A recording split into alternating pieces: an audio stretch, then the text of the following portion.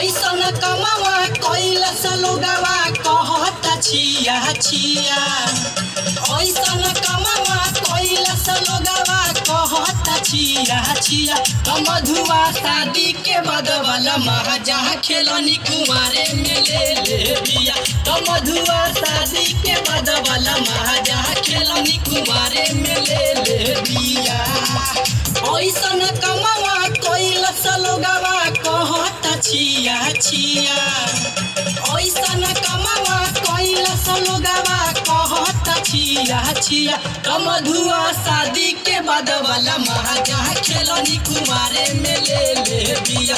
मधुआ शादी के बाद वाला महाजा खेलनी कुमारे में ले बिया।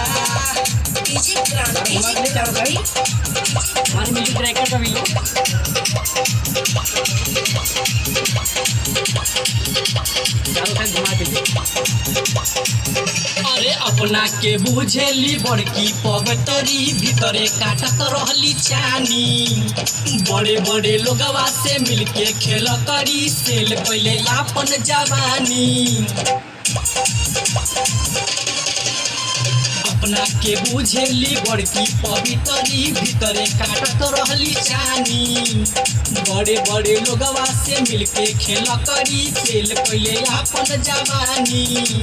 पता न चले अपन खजाना कौन कौन के देले बिया।